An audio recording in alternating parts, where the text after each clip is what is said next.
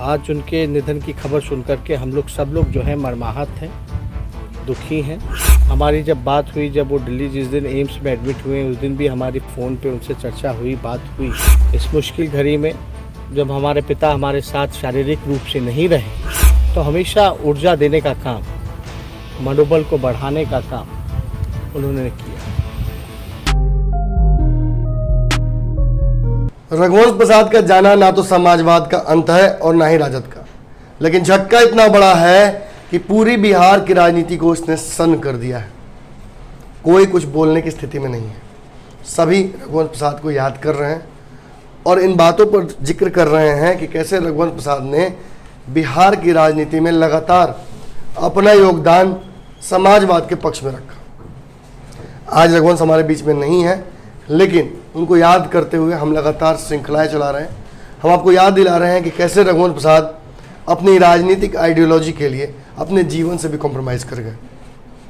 रघुवंश प्रसाद के जाने पर सभी ने अपनी शोक संतापता और अपनी जो संदेश है उसे सार्वजनिक किया है, लेकिन सबकी नज़र तेजस्वी यादव पर थी।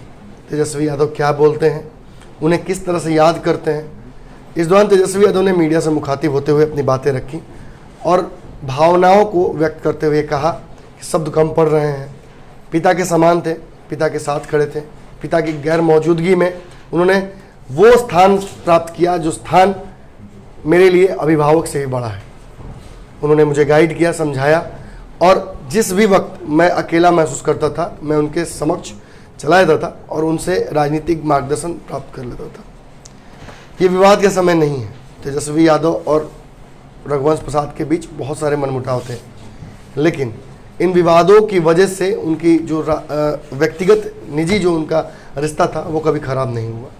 रघुवंश प्रसाद की तबीयत खराब होने के बाद जैसे ही उन्हें कोरोना पॉजिटिव पाया गया, उनसे मिलने के लिए एम्स में खुद तेजस्वी यादव गए और उनसे मुलाकात भी की। लालू प्रसाद भी इन सभी चीज़ों पर लगातार मॉनिटरिंग अपना करते रहे, लेकिन एक बड़ी बात कहीं ना कहीं तेजस्वी यादव ने कही।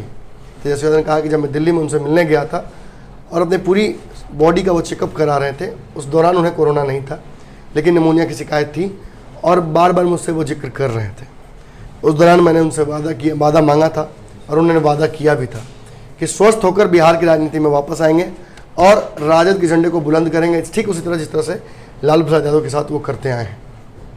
इस दौरान उन्होंने वादा भी किया था कि तेजस्वी यादव के साथ पूरे चुनाव में वो खुद खड़े रहेंगे। आज जब वो इस दुनिया में नहीं है तो तेजस्वी यादव ने इस बात पर का खास तौर पर जिक्र किया कि ये एक वादा खिलाफी हो गई। उन्होंने वादा किया था कि वो मेरे साथ रहेंगे और आज वो इस वादे को तोड़ कर चले गए। दुख बहुत ज़्यादा है। इस वक्त ये जानना जरूरी नहीं है कि कौन से विवाद हैं, क्या वो हमारे साथ हैं या नहीं, क्योंकि कुछ दिनों पहले ही आपको पता होगा कि उन्होंने लेटर लिखकर ये बात कह दी थी कि अब राजद में रहना उनके लिए संभव नहीं है। बहुत सारी कंट्रोवर्शियल सीरीज ऑफ लेटर्स भी आए, नीतीश कुमार को लेकर भी बातें सामने आई और ये भी खबर आई कि अपने बेटे को एमएलसी बनाने के लिए नीतीश कुमार के साथ वो जा सकते। लेकिन राजद का एक बड़ा हिस्सा आज भी ये मानने को तैयार नहीं है कि रघुवंश प्रसाद अपने होशो हवास में राजद को और लालू प्रसाद यादव को छोड़ देंगे। ऐसे में इन बातों पर आने वाले समय में चर्चाएं होंगी, हो सकता है कि जांच का विषय भी हो, लेकिन फिलहाल एक बड़ी बात है कि किसी न किसी तरीके से भावुक होकर तेजस्वी यादव ने रघुवंश प्रसाद पर धोखेबाजी का आरोप लगा दिया और वो आरोप लगाया कि कहीं ना कहीं उन्हें छोड़कर वो इस दुनिया से चले गए हैं और अपना अंतिम वादा जो उन्होंने किया था कि वो वापस आकर तेजस्वी यादव का भी साथ देंगे, वो पूरा नहीं कर पाए। न्यूज़ बिहार पर खबरों का सिलसिला लगातार जारी रहेगा। इस सिलसिले में आप अपना योगदान इस चैनल को सब्सक्राइब करके दे सकते हैं। धन्यवाद। बढ़ाएं अपना कदम सक्सेस की ओर शिखर करियर इंस्टीट्यूट के साथ। शिखर करियर इंस्टीट्यूट पूर्वी भारत में एकमात्र कोचिंग संस्थान जो एक्सक्लूसिवली है मेडिकल एंट्रेंस एग्जाम के लिए।